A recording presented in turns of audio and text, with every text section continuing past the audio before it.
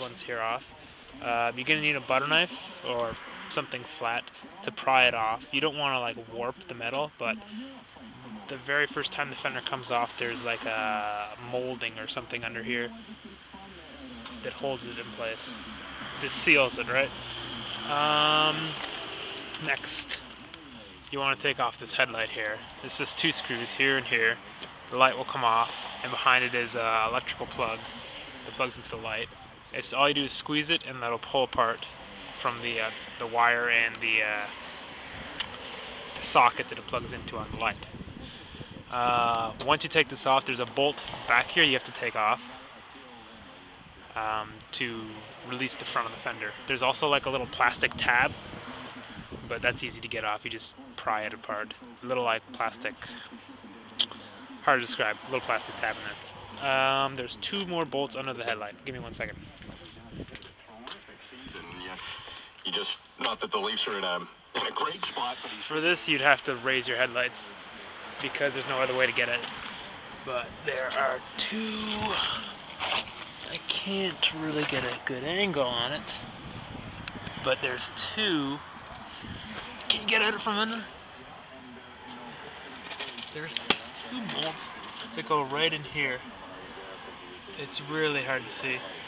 Basically, you're gonna have to get a socket with like a long I don't even know what the name of the tool would be, but it's, you know, just a regular socket wrench. Stick it in here.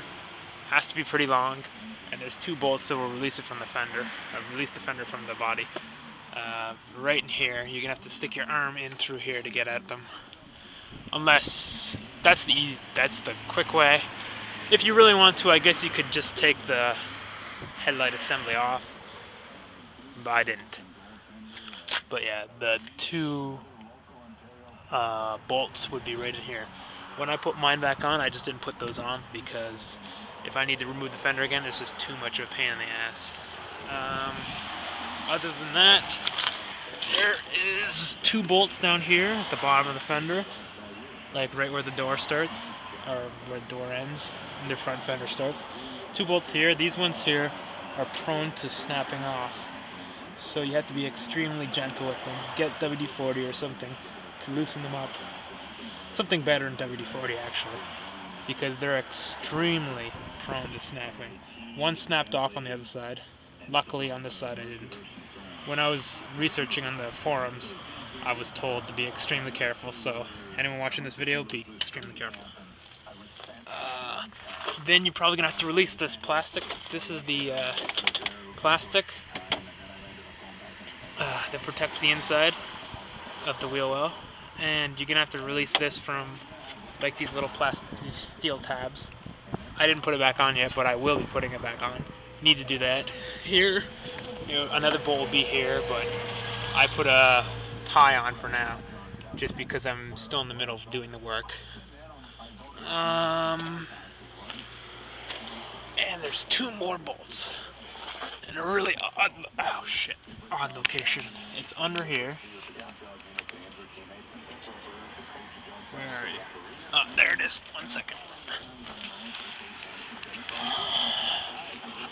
Damn, this is hard to get at.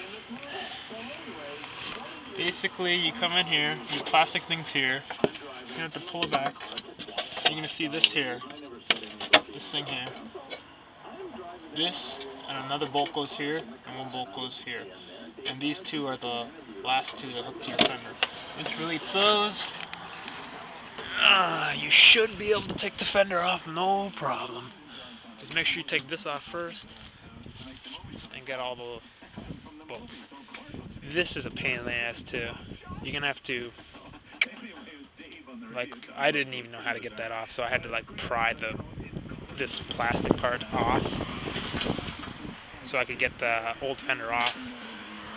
But there might be a better way to do it. Do some research. Okay. So I'm sure that didn't make a whole lot of sense, but that's how you do it. Okay, so this is just to prove that Canada is a shitty place to work on cars. It's mid-April and it snowed last night. which kind of put a halt to all my work on the car until it melts anyways. As you can see, snow everywhere. What a piss off. Anyways, I guess in a couple days if it warms up I can... Okay, it's recording. Okay, so just finished day 1 of the painting process.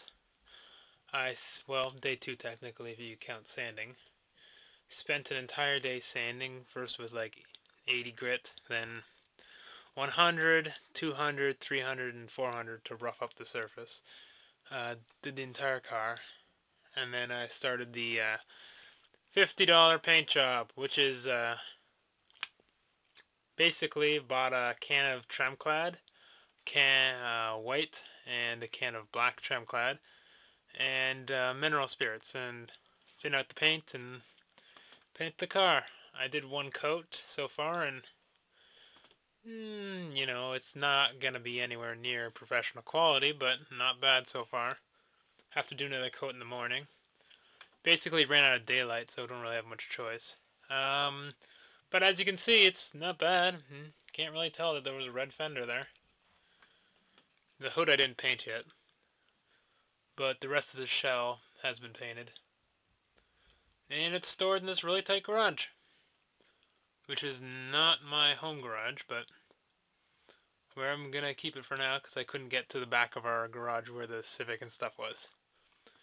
Anyways, that's all for tonight.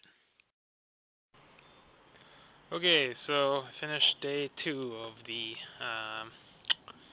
$50 paint job, which is basically just Tremclad. I'm using Tremclad white. A bunch of foam rollers, mineral spirits, and have a lot of work anyways. Had to wet sand the car this morning, and then I put on 2 more layers of paint.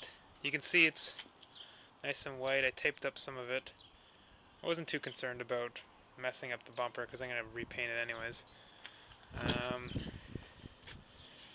It's actually kind of hardened already. Basically you thin out the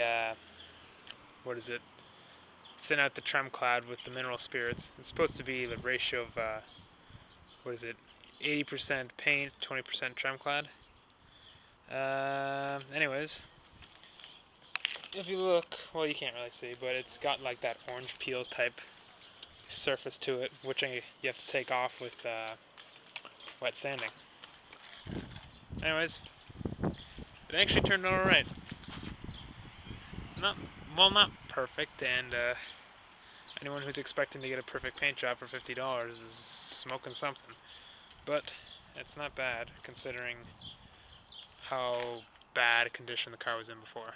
So you can see I kind of got some paint on the headlight, and it scrapes off pretty easy though. I'm done that anyways. This is the real pain in the ass. You see stuff like this. It's just dirt that flew into the paint while it was still hardening. Like, when you do the wet sanding the next morning, it'll all come off though. It's Easter weekend, so that definitely comes in handy since I can do painting one day, wake up the next morning and continue. Anyways, that's all for now really. I'm just pretty happy with how it turned out. I didn't do the hood yet. And now I gotta shove it back in here where I got some lights set up to hopefully help and harden the paint. Although I doubt that will actually work.